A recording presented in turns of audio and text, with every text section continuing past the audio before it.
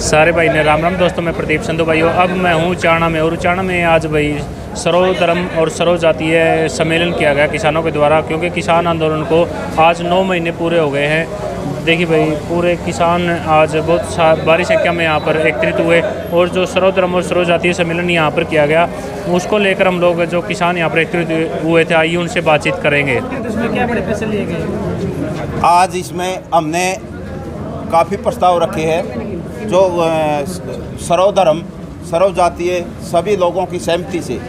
जैसे कि पहला प्रस्ताव था हमारा कि तीनों काले कानून वापस लिए जाए और एमएसपी पर गारंटी का कानून बनाकर हमें दिया जाए।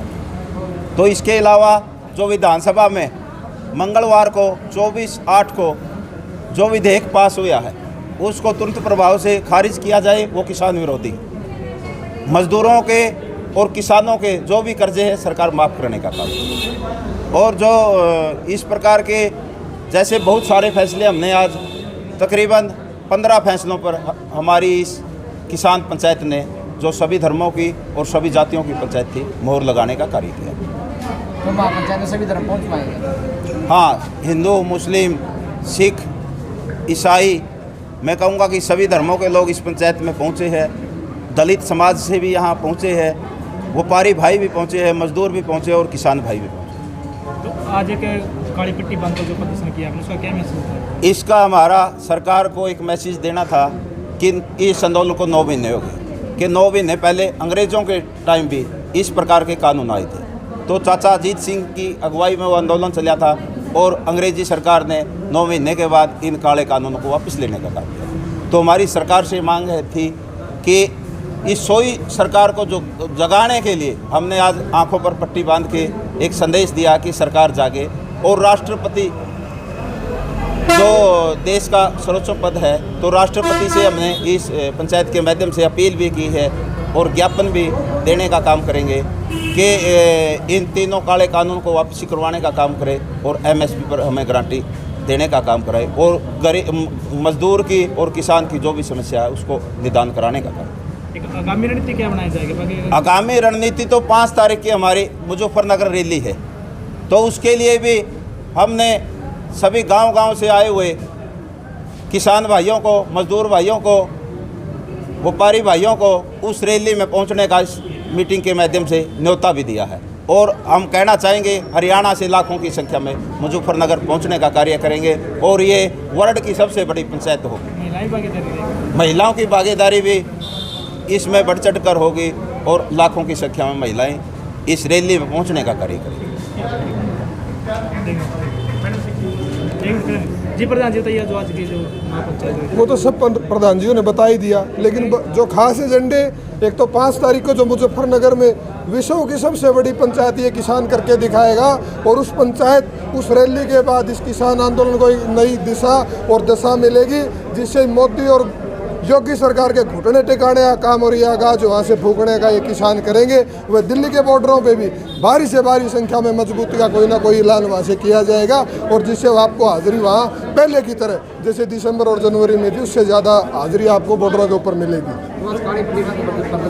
वो तो ये था जो 14-15 मांगे थी वो सारी आपको बता दी गई। खास बात ये भी है कि जो केंद्र सरकार 3 काले कानून लेके आई, उसकी तरह हरियाणा सरकार भी इस 3 दिन के सेशन में 1/4 काला कानून हरियाणा की जनता, किसान व मजदूर पर थोपने का काम किया है, जिसमें 2013 के भूमि अधिग्रहण बिल के में अमेंडमेंट किया गया है और जो कि ध्वनि मत से पास किया गया, जिसमें विपक्ष की आवाज़ दबाई गई है, वह हरियाणा के किसान व मजदूर के साथ खिलवाड़ करने का काम किया। इस कानून का भी, इस संशोधन का भी आज इस पंचायत से ही आगाज है। पूरे हरियाणा के अंदर पुरजोर तरीके से विरोध किया जाएगा। तो उस महापंचायत में युवाओं की कितनी भागीदारी रहेगी हरियाणा से बात करें? युवाओं की लाखों की संख्या में युवा, महिलाएं, सभी जात, सभी खाप और सभी धर्म के लोग मुजफ्फरनगर की उस महापंचायत में विश्व की सबसे रिकॉर्ड तोड़ महापंचायत व रैली आज तक आपने देखी नहीं होगी। इससे बड़ी रैली किसान करके दिखाएंगे।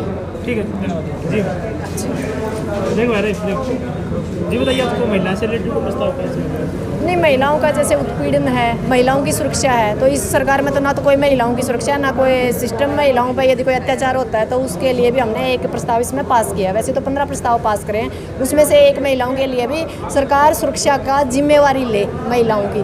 और सबसे मेन समस्या तो यही थी कि हमारी जो मुजफ्फरनगर की 5 तारीख की रैली है भाई, उसमें ज़्यादा से ज़्यादा संख्या में महिलाएँ बढ़ चढ़ कर भाग लें, ताकि वो विश्व की रिकॉर्ड तोड़ रैली हो और लोग समझ पाएँ कि महिलाएं चूल्हा चौका छोड़ के बॉर्डर और जो टोल मजबूत कर रही थी, अब अपनी हर चीज़ जहां भी महिलाओं की, जहां पंचायतें होती है महिला वहां बराबर की भागीदारी करती है। हमारे लिए सौभाग्य की बात है कि हम उन पंचायतों की भागीदारी कर रहे हैं जहां महिलाओं का मतलब अंदर प्रवेश करना भी वर्जित था और घूंघट के अंदर महिलाएं रहती थी।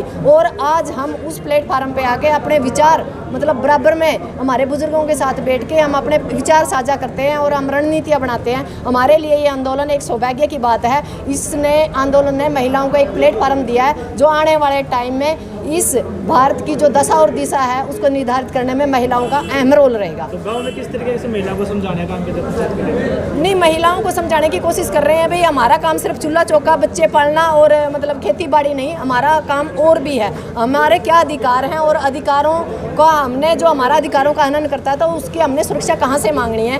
तो हम अब सिर्फ मांगने तक हम सीमित नहीं रहे, हमने अपने अधिकारों का पता है भाई हमारे अधिकार क्या है और हमने अपने अधिकार कहाँ से मांगने हैं। हमने अपनी आवाज़ बुलंद करनी शुरू कर दी है।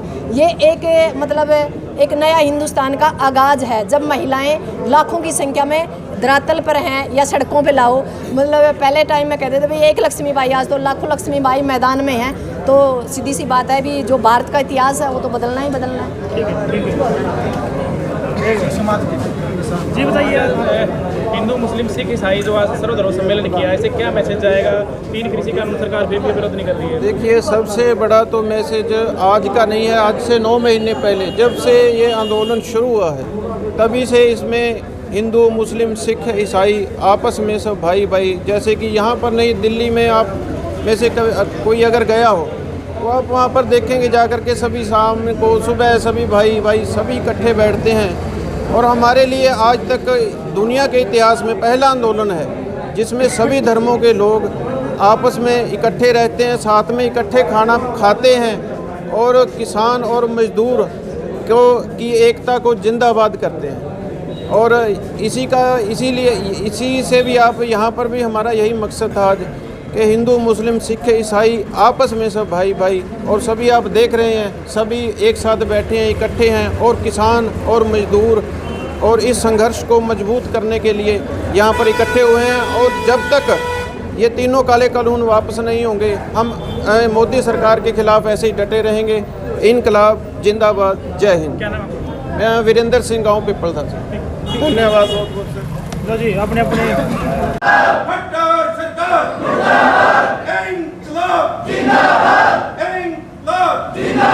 चाचा अजीत सिंह, चाचा अजीत सिंह।